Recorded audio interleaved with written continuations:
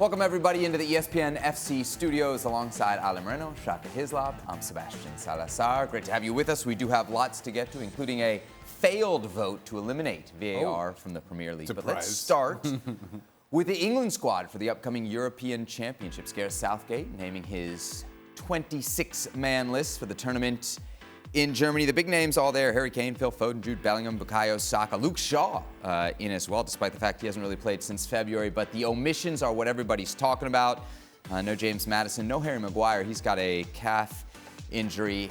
And perhaps the most intriguing name on the omissions list, Jack Grealish of Manchester City. For more on this, we welcome into the show Gab Marcotti, Mario Melchiot as well. But Shaka, I'll start with you. How surprising is it to see Grealish not on that list?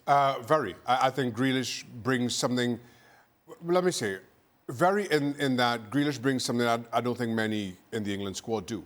But he's not featured an awful lot for Manchester City. He has his injury issues. I wonder if that's played a part in Gareth Southgate's decision. But still, Jack Grealish, his talents on the ball, and again, if you at some point find yourself needing somebody just to provide a spark of creativity, to be able to take players on one-on-one. I'm not sure that there are many better at that role. So even for that, with an expanded squad of 26, unless he's carrying an injury and wouldn't be able to feature, I'd include him. Gab, I'm curious about your reaction, but also the reaction you're seeing elsewhere in England to this news. Well, I think there's some level of surprise. I got to say, I haven't really paid much attention to what the reaction's been in the rest of England, because right now everybody's focused on other city-related matters. But I think from my reaction is I agree with Shaka. I think there's a possibility. Obviously, he didn't have the greatest of seasons with Manchester City, and equally, I think it's possible that maybe in the training camp that we saw until now, maybe Southgate didn't like what he saw. He does have 26 players. He has other people. He's not short on wingers and creative players. And, maybe he thinks that maybe some of these other guys might be fresher, might be in a better period of form. I don't see this being a particularly big deal, frankly. What do you think, Ale? Right call from Gareth Southgate? I feel that maybe the perception of who Jack Grealish is and what we think of him and sort of the image of Jack Grealish and that is put out there in the media and sort of this hardcore party guy, sort of big, jolly, friendly guy that likes the banter inside the locker room and so on and so forth, that maybe some of this plays against him. I imagine that those are the sort of guys that you would want around for a long tournament, because those are the guys that keep the vibe inside the group and the sort of this positive energy. But equally, I think you have to imagine that if we go back to, and I'm going to really spin it back, to the end of last season and after the Champions League final, where it was very well reported that Jack Grealish had gone for basically a 3-day party, and then there was an England call-up that was supposed to happen right after that. Well, that wasn't happening for Jack Grealish, given what had happened in the post of the Champions League final.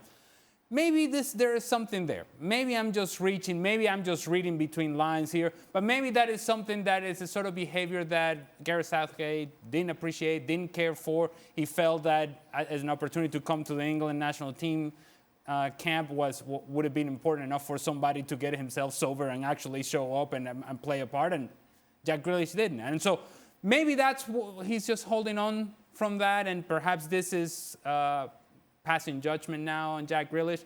But as it pertains to the other possibilities that he has available, they are as good, if not better, than Jack Grealish, given the current performance and current form of the player. So in the end, I'm surprised, but I'm not shocked. I'm not sitting here saying, well, how are England going to survive without Jack Grealish? You mentioned the Champions League final. Obviously, last year, Grealish, such a huge part of Manchester City's success. Mario, how do we explain that a guy who a year ago was a big part of one of the best teams in the world, now being not good enough to make the England squad? I think it's a competition, look, when you come to your national team, like all the guys are talking about already, when you want to join your national team, normally your coach looks at the season. So what happened for Grealish, you understand? I think, you guys stepped into it in when they won so much, you understand, as a team, the triple, and then they And they're going into the season, and you could see he beat the challenge with Sterling, because that's the one that he took out of the team. And then next time, the next one comes in, we thought like it was his position, Doku comes. Doku comes in, you understand, and performs in a way quicker than we expected him to, like not talking down on the talent that he possesses, and also what Grealish possesses, but Doku took it really, you know, under his arm in the sense of like taking people on the way Grealish normally would do it. And I think that kind of got him on the bench, he had to fight back. Guardiola came out and said like, look, he had a little bump in the season, but he will fight back and get back to the level that we expect him to be. Okay, it took a little bit longer. Now the national team comes. In the national team, what do you have? You know, you have a couple of wingers who are playing extremely well. You know, like if you look at a Foden, okay, he won the league, you understand, being the best player.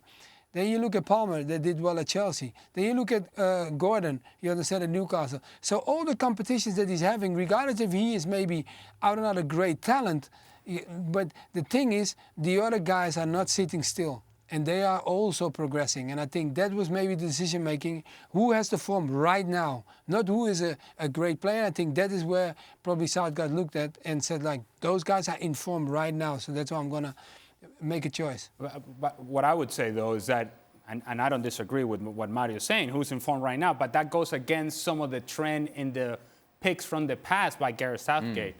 You talk about a guy like Harry Maguire, who continuously got opportunity after opportunity after opportunity, even though he wasn't even playing, even though he wasn't playing well. So that criteria doesn't quite match with the criteria of leaving Jack Grealish out and saying, well, he's not in form. He's not currently playing well. If you go back to other choices that Gareth Southgate has made in the past, again, that doesn't quite match up. Shaka, to Ala's point, I mean, there's a major overhaul in this team. I mean, you got half the squad from the World Cup that's different. You've got 4 or 5 starters from the team that won or got to the final of the European Championships that's different. Does Southgate deserve some credit there for making these hard decisions? Absolutely. Listen, I have been critical in saying exactly what Ali just did about Gareth Southgate and how he sticks with the tried and trusted, or those who have done well by him, regardless of club form. I felt that England needed that kind of refreshing. Gareth Southgate has brought that, to the detriment of some of the other usuals, Marcus Rashford. The list is quite endless at this point. We'll see how it all pans out, but I think this is a turn for the better from Gareth Southgate.